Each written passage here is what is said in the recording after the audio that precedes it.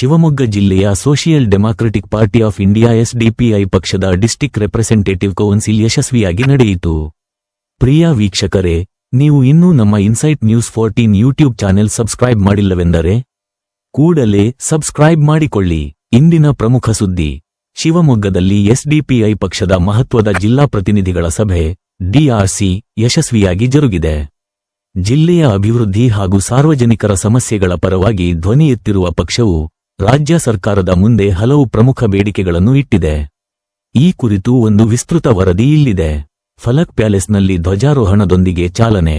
ನಿನ್ನೆ ಜೂನ್ 17 ಶಿವಮೊಗ್ಗ ನಗರದ ಎನ್.ಟಿ. ರಸ್ತೆಯಲ್ಲಿರುವ ಪ್ರಸಿದ್ಧ ಫಲಕ್ ಪ್ಯಾಲೇಸ್ ಸಭಾಂಗಣದಲ್ಲಿ ಎಸ್ಡಿಪಿಐ ಪಕ್ಷದ ಶಿವಮೊಗ್ಗ ಜಿಲ್ಲಾ ಪ್ರತಿನಿಧಿಗಳ ಸಭೆಯನ್ನು ಹಮ್ಮಿಕೊಳ್ಳಲಾಗಿತ್ತು. ಸರಿಯಾಗಿ ಬೆಳಗ್ಗೆ 11 ಗಂಟೆಗೆ ಜಿಲ್ಲಾಧ್ಯಕ್ಷರಾದ ಜೀಲಾನ್ ಖಾನ್ ಅವರು ಪಕ್ಷದ ಧ್ವಜಾರೋಹಣ ನೆರವೇರಿಸುವ ಮೂಲಕ ಸಭೆಗೆ ಅಧಿಕೃತ ಚಾಲನೆ ನೀಡಿದರು. ಈ ಪ್ರತಿಷ್ಠಿತ ಸಭೆಗೆ ಮುಖ್ಯ ಅತಿಥಿಗಳಾಗಿ ಪಕ್ಷದ ರಾಜ್ಯ ಪ್ರಧಾನ ಕಾರ್ಯದರ್ಶಿ ಅಫ್ಸರ್ ಕೊಡ್ಲಿಪೇಟೆ ಹಾಗೂ ಅತಿಥಿಗಳಾಗಿ ರಾಜ್ಯ ಕಾರ್ಯದರ್ಶಿ ಅಕ್ರಮ್ ಮೈಸೂರು ಅವರು ಭಾಗವಹಿಸಿದ್ದರು. ವೇದಿಕೆ ಮೇಲೆ ಜಿಲ್ಲಾ ಪ್ರಧಾನ ಕಾರ್ಯದರ್ಶಿಗಳಾದ ಇಮ್ರಾನ್ ಅಹಮದ್, ಅಬ್ದುಲ್ ಜಮೀರ್, ಜಿಲ್ಲಾ ಉಪಾಧ್ಯಕ್ಷ ಸಲೀಂ ಖಾನ್ ಮತ್ತು ಖಜಾಂಚಿ ಅಬ್ದುಲ್ ರಹೀಂ ಉಪಸ್ಥಿತರಿದ್ದರು. ಜಿಲ್ಲೆಯ ಎಲ್ಲಾ ತಾಲೂಕು ಮಟ್ಟದ ಪದಾಧಿಕಾರಿಗಳು ಪಾಲ್ಗೊಂಡಿದ್ದ ಈ ಸಭೆಯಲ್ಲಿ ಕಳೆದ 18 ತಿಂಗಳ ಪಕ್ಷದ ಕಾರ್ಯಚಟುವಟಿಕೆಗಳ ಸಂಕ್ಷಿಪ್ತ ವರದಿಯನ್ನು ಮಂಡಿಸಲಾಯಿತು. ಸಾರ್ವಜನಿಕ ಹಿತದೃಷ್ಟಿಯಿಂದ ಸಭೆಯಲ್ಲಿ ಒಟ್ಟು 7 ಪ್ರಮುಖ ನಿರ್ಣಯಗಳನ್ನು ಕೈಗೊಂಡು ಸರ್ಕಾರದ ಗಮನ ಸೆಳೆಯಲಾಗಿದೆ. ಶಿವಮೊಗ್ಗಕ್ಕೆ ಹೈಕೋರ್ಟ್ ಸಂಚಾರಿ ಪೀಠದ ಆಗ್ರಹ. ಜಿಲ್ಲಾಧ್ಯಕ್ಷರಾದ ಜೀಲಾನ್ ಖಾನ್ ಮಾತನಾಡಿ, ಮಂಗಳೂರಿಗೆ ಹೈಕೋರ್ಟ್ ಸಂಚಾರಿ ಪೀಠ ನೀಡುವುದು ಗೊಂದಲಗಳಿಗೆ ಕಾರಣವಾಗುತ್ತದೆ.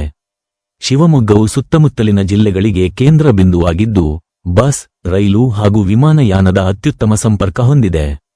ಹಾಗಾಗಿ ರಾಜ್ಯ ಸರ್ಕಾರವು ಯಾವುದೇ ಗೊಂದಲವಿಲ್ಲದೆ ಶಿವಮೊಗ್ಗಕ್ಕೆ ಹೈಕೋರ್ಟ್ ಸಂಚಾರಿ ಪೀಠವನ್ನು ಮಂಜೂರು ಮಾಡಬೇಕು ಎಂದು ಖಡಕ್ಕಾಗಿ ಒತ್ತಾಯಿಸಿದರು. ಗ್ರಾಮೀಣ ಆರೋಗ್ಯ ಸುಧಾರಣೆಗೆ ಒತ್ತಾಯ. ಜಿಲ್ಲಾ ಉಪಾಧ್ಯಕ್ಷ ಸಲೀಂ ಖಾನ್ ಅವರು ಮಾತನಾಡಿ, ಜಿಲ್ಲೆಯ ಪ್ರತಿಯೊಂದು ಹಳ್ಳಿಗೂ ಪ್ರಾಥಮಿಕ ಆರೋಗ್ಯ ಕೇಂದ್ರ ಸ್ಥಾಪಿಸಬೇಕು ಮತ್ತು ಪ್ರತಿ ತಾಲೂಕಿನಲ್ಲಿ ಉನ್ನತ ವೈದ್ಯರನ್ನು ನೇಮಕ ಮಾಡಿ ಆಧುನಿಕ ಪೀಠೋಪಕರಣಗಳನ್ನು ಅಳವಡಿಸಬೇಕು ಎಂದು ಆಗ್ರಹಿಸಿದರು.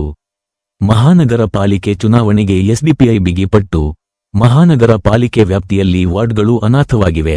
ಅಧಿಕಾರಿಗಳ ನಿರ್ಲಕ್ಷ್ಯದಿಂದ ಪಾಲಿಕೆ ಭ್ರಷ್ಟಾಚಾರದ ಕೂಸಾಗಿದೆ ಎಂದು ಜಿಲ್ಲಾ ಪ್ರಧಾನ ಕಾರ್ಯದರ್ಶಿ ಇಮ್ರಾನ್ ಅಹಮದ್ ತೀವ್ರ ವಾಗ್ದಾಳಿ ನಡೆಸಿದರು.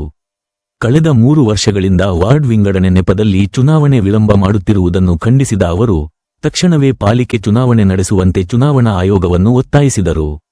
ಯಾವೊಬ್ಬ ಮತದಾರನೂ ಎಸ್ಐಆರ್ ಮ್ಯಾಪಿಂಗ್ ಪ್ರಕ್ರಿಯೆಯಿಂದ ಹೊರಗುಳಿಯಬಾರದು.